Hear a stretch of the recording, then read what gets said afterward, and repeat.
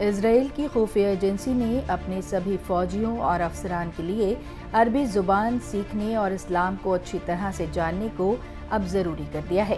وہیں اسرائیل defence force کے خفیہ انٹیلیجنس ڈائریکٹوریٹ نے سبھی افسران اور انٹیلیجنس ڈپارٹمنٹ کے فوجیوں کو قرآن کا اچھے سے مطالعہ کرنے کا حکم دیا ہے۔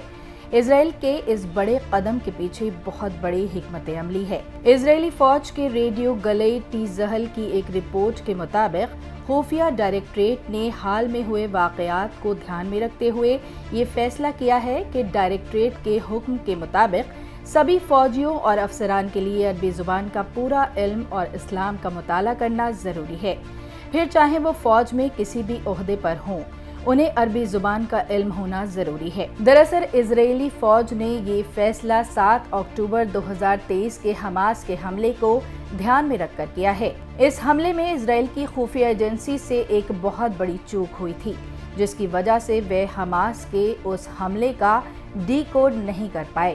اسی بات کو دھیان میں رکھ کر کہ آگے ایسی کوئی چوک نہ ہو، اس لیے اسرائیل کی خفیہ ایجنسی نے اپنے سبھی فوجیوں اور افسران کو عربی سیکھنے اور اسلام کا اچھے سے مطالعہ کرنا ضروری کر دیا ہے۔ یہاں قابل ذکر یہ ہے کہ جن ملکوں سے اسرائیل چاروں اور سے گھرا ہوا ہے وہ سبھی عربی زبان والے ملک ہیں۔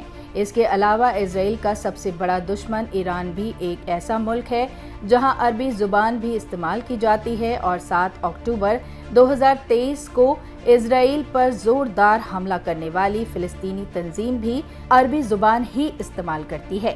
ایسے میں اسرائیلی انٹیلیجنس ڈپارٹمنٹ کے افسر اور فوجیوں کے لیے بھی اپنے دشمنوں کی حکمت عملی کو سمجھنے اور کسی بھی خفیہ میسج کو ڈی کوڈ کرنے کے لیے عربی زبان اور اسلام کا جاننا بہت ضروری ہو جاتا ہے۔ اسرائیلی فوج اپنے اس فیصلے کو اچھی طرح سے لاگو کرنے، سبھی فوجیوں اور حکام کو اسلام اور عربی زبان کی تعلیم دینے کے لیے ایک نیا ڈپارٹمنٹ بنائے گی۔